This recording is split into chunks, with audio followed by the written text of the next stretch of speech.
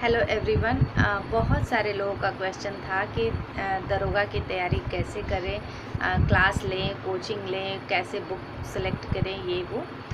तो इसी से रिलेटेड ये वीडियो है। बहुत लोगों का बहुत सारा क्वेश्चन रहता है, कौन सी क्लास ख़रीदें, कौन सा बुक पढ़ें, ये सब। तो देखिए, दरोगा की तैयारी करने वाले लोगों को मैं 3 कैटेगरी में डिवाइड करती हूँ। फर्स्ट, जिनका ग्रेजुएशन नहीं हुआ है और वो तैयारी करने के लिए सोच रहे हैं। सेकंड, जिनका ग्रेजुएशन हो चुका है और अभी उन्होंने शुरू किया है, 2-4-5 महीने हुए हैं। थर्ड, जो मेरे जैसे लोग आते हैं जो काफ़ी दिनों से कोशिश कर रहे हैं, उन लोगों के लिए, मतलब 3-4-5 साल उनको हो गया है तैयारी करते हुए और कहीं ना कहीं वो फंस रहे हैं, सफलता नहीं मिल रही है। तो उन लोगों के लिए ये है। तो देखिए, फर्स्ट वाले की सबसे पहले बात करते हैं। जो अभी ग्रेजुएशन नहीं हुआ है और वो इस फील्ड में आना चाहते हैं, तो मैं उनको बताऊंगी कि जब तक आप दरोगा की तैयारी मतलब फॉर्म भरने लायक आप बनेंगे और आप एग्ज़ाम देंगे, तब तक कंपटीशन अभी जो है उससे थोड़ा और हाई हो चुका होगा। क्योंकि मैंने खुद 2446 दिया है। उस टाइम मैंने सिर्फ़ और सिर्फ 2 बुक को फॉलो किया था। मैंने लूसेंट पढ़ा हुआ था और उसमें भी शायद मेरा ज्योग्राफी नहीं कंप्लीट था, और थोड़ी बहुत स्पीडी पढ़ी थी मैंने, और पॉइंटर थोड़ा पढ़ा था। इतना ही बुक पढ़ने से मेरा 74 मार्क्स आ गया था, जो कि लड़कों के कट ऑफ के लगभग इक्वल था। और नेगेटिव काटने के बाद मेरा इतना मार्क्स आया था। तो आप सोच सकते हैं उस समय का कंपटीशन लेवल क्या था। और हाँ, फर्स्ट टाइम एग्ज़ाम देते हैं तो टेंशन भी नहीं रहती है कि एग्ज़ाम निकालना है, ये करना है, वो करना है। मैंने एग्ज़ाम दे दिया था, फर्स्ट टाइम ही भरा था। सेकंड में उससे बहुत हाई रहा, और इस बार जो मैंने एग्ज़ाम दिया उससे थोड़ा हाई ही रहा, कट ऑफ भी हाई गया बहुत ज़्यादा। तो इस तरह आप जब तक वो एग्ज़ाम देंगे ना, तब तक इसका लेवल बहुत हाई हो चुका होगा। इसीलिए बेहतर होगा कि आप शॉर्टकट ना लें। आप थोड़ी मतलब अच्छे से बुक की पढ़ाई करें, जैसे एनसीईआरटी से शुरू करें। अभी बहुत टाइम है आपके पास। तो 4-5 साल तो ऐसे ही हैं आपके पास, 3-4 साल तो है ना। तो आप 1 साल में टारगेट बनाएं कि पूरे साल भर की लगभग प्लान बना लें कि 1 साल में मुझे एनसीईआरटी कंप्लीट करना है 2 से 3 बार। 6 to 12 कर सकते हैं।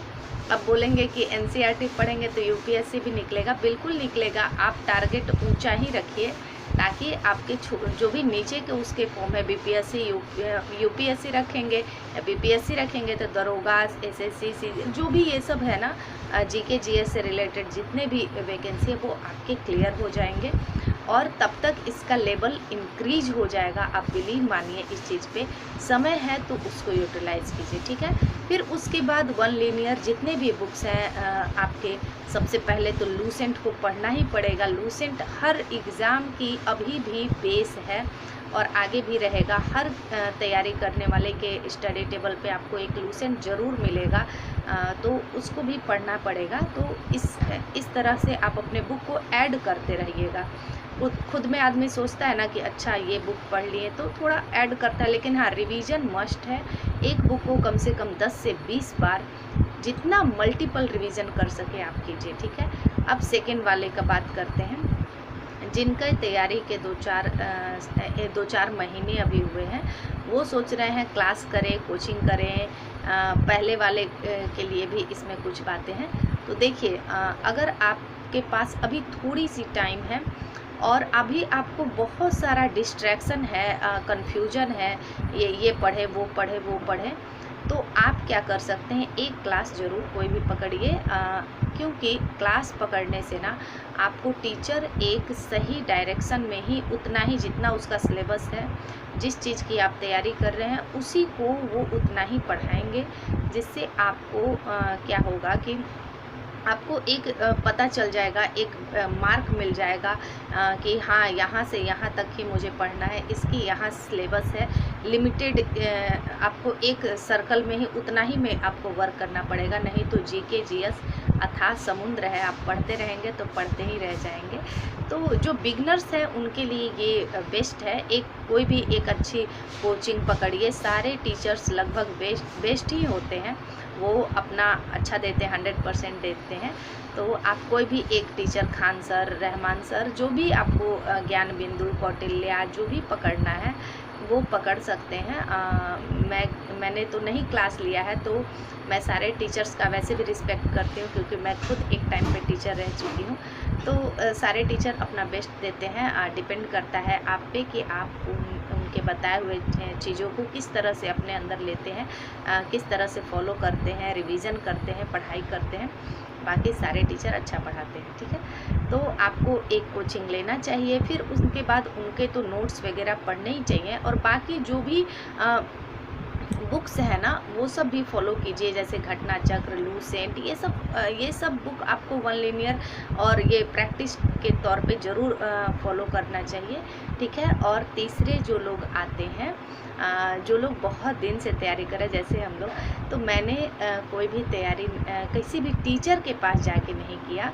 तो बहुत सारे चीज़ों को मैंने ठोकर खा खा के सीखा। उस टाइम मेरे पास उतने सफिशिएंट मार्गदर्शन नहीं था, पैसे नहीं थे, जो भी आप बोलिए। तो उस टाइम से मुझे उतनी समझ नहीं थी, तो मैं नहीं गई। लेकिन हाँ, मुझे कुछ लोगों का डायरेक्शन मिला था, जिस हिसाब से मैंने बीपीएससी का सोच के मैंने प्रिपरेशन शुरू किया था। बैंकिंग छोड़ के मैं पहले बैंकिंग की प्रिपरेशन करती थी, तो वो सोचकर मैंने ये तैयारी शुरू किया था उस फील्ड को छोड़कर। और धीरे धीरे मैंने चीज़ों को ऐड ऑन किया है। जैसे अगर फर्स्ट में मैंने लूसेंट पढ़ा, मैं बच्चों को पढ़ाती थी, तो मेरा एनसीईआरटी लगभग कंप्लीट हुआ था, क्योंकि मैं बच्चों को पहले से 8, 9, 10 ये सब का मैं पढ़ाती थी, तो मेरा लगभग तो एनसीईआरटी कंप्लीट ही था। तो उसके बाद मैंने लूसेंट को पकड़ा, लूसेंट पढ़ा, ऑब्जेक्टिव पढ़ा। फिर ये 5 सालों की जर्नी हो गई ना, 2019 से लेके 2023 आप जोड़ सकते हैं, 19, 20, 21, 22, 23, 5 साल हो गए। तो इन 5 सालों में मैंने कोई भी स्टूडेंट होगा वो 1 या 2 बुक तक सीमित नहीं रहा होगा। जो मेरे जैसे स्टूडेंट होंगे वो रिलेट कर पाएंगे। सबसे पहले मैंने लूसेंट पढ़ा, फिर उसके बाद मैंने ऑब्जेक्टिव लूसेंट पढ़ा, फिर मैंने स्पीडी पढ़ी, फिर उसके बाद मुझे जहाँ मैं ट्यूशन पढ़ाती थी वहीं से मुझे घटना चक्र का पॉइंटर मिला था। उनके पास पहले से था। 2 कॉपी में मैं कभी एक लॉन्ग वीडियो बनाऊंगी, उसमें मैं वो बुक्स भी दिखा दूंगी जो मेरे पास हैं, वो सारे बुक मैंने संभाल के रखे हैं। फिर मैंने उसको पढ़ा। तो इस तरह से मैं बुक्स को ऐड करती गई। फिर महेश बर्णवाल का घटना चक्र भी महेश बर्णवाल का एनसीईआरटी का सार संग्रह भी पढ़ा, घटना चक्र के 4 वॉल्यूम पढ़े हैं।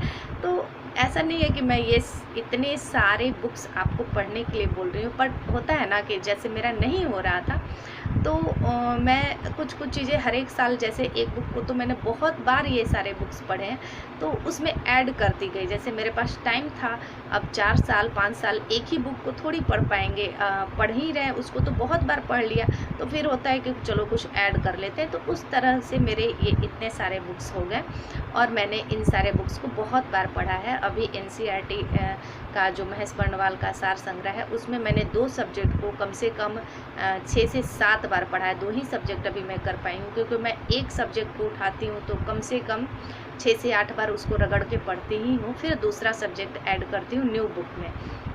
इस तरह उसमें मैंने अभी ज्योग्राफी नहीं किया है, और क्या बोलते हैं, हिस्ट्री नहीं किया है। बाकी मैंने उसकी साइंस बहुत बार पढ़ी है, और ये पॉलिटी को भी बहुत बार पढ़ा है, और ये दोनों सब्जेक्ट को अभी नहीं पढ़ा है। इन दोनों को मैं पढ़ूंगी तो फिर से मैं 6, 7, 8 बार पढ़ लेती हूँ। जैसे एक बार में तो 3 बार पढ़ती हूँ, फिर उठाती हूँ तो 3 बार पढ़ जाती हूँ। ऐसे करके 3-3 का सेट लगा के 6 बार मैं कंप्लीट करती हूँ, फिर उठाती हूँ तो 3 बार पढ़ लेती हूँ। ऐसे करके 6 से 8 बार मेरे हो ही जाते हैं। तो इस तरह से मैंने ये किया। तो वैसे वाले लोगों को तो पहले से पता होगा कि क्या करना है, नहीं करना है। इतने सारे बुक्स पढ़ चुके हैं, एग्ज़ाम दे चुके होते हैं, तो उनको सिलेबस ये वो की सबकी जानकारी हो जाती है।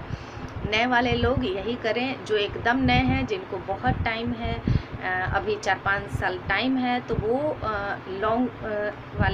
लॉन्ग से चलें, क्योंकि उनको एनसीईआरटी पढ़ना मस्ट हो जाएगा। थोड़ी अच्छी बुक से शुरू करें ताकि आप का रिज़ल्ट 100% श्योर हो, क्योंकि अभी आप ये सब अभी ही देख लेना आपकी कंपटीशन कहाँ जा रही है।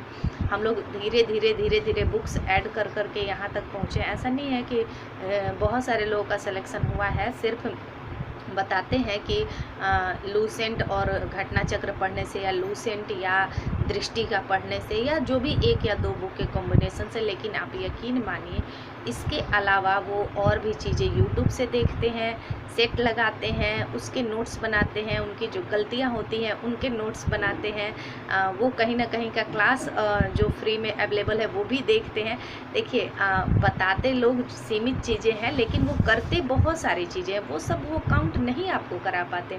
मैं भी बहुत सारे फ्री में जितने भी कुछ वीडियोस आ जाते हैं, मैं उनके सेट लगाती हूँ, चाहे जो भी चैनल के हो। कभी किसी चैनल से, कभी किसी चैनल से मैं सेट लगाती हूँ, उसके कुछ गलतियों को मैं लिखती हूँ। तो इसी तरह लोग अपनी चीज़ों से धीरे धीरे इम्प्रूव करते हैं, सीखते हैं, और बाकी तो उनका लक, उनकी मेहनत। ठीक है, आई होप आप लोगों को समझ में आ गया होगा। जो नए हैं वो क्लास पकड़े, जिनको कन्फ्यूजन है वो ज़रूर क्लास पकड़े। एक सिलेबस के थ्रू आप तैयारी वहाँ करने मिलेगा आपको। आपके पास टाइम है तो ये ज़रूर करें। जिनको अब कुछ टाइम हो गया है, वो पढ़ के समझ चुके हैं क्या पढ़ना है, क्या छोड़ना है, कैसे क्या करना है, उनके लिए क्लास ज़रूरी नहीं है। वो जो पढ़ते हैं रिवीजन करें, कुछ चीज़ें उनको लगता है कि ऐड करना है तो बेशक करें, ऐड करें, या जो पढ़े हैं उसी को बार बार मल्टीपल रिवीजन करें। बाकी यही सब है, और कुछ देखिए, और कुछ बनावटी नहीं है, और मैं आपको क्या ही अलग बता दूंगी।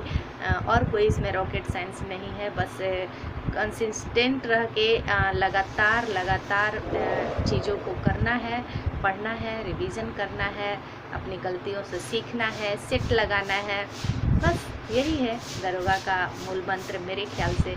मैंने तो इसी तरह जो भी हो 3 बार दरोगा का पीटी मेंस एटलीस्ट क्लियर किया है। बाकी मेरा एक बार हाइट में नहीं हुआ, उस टाइम मेरा मेरिट से ज़्यादा था।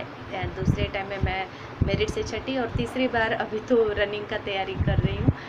तो बस यही है, इस तरह आप भी कर सकते हैं। आई होप आपको भी सफलता मिले और मुझे भी। चलिए, थैंक यू।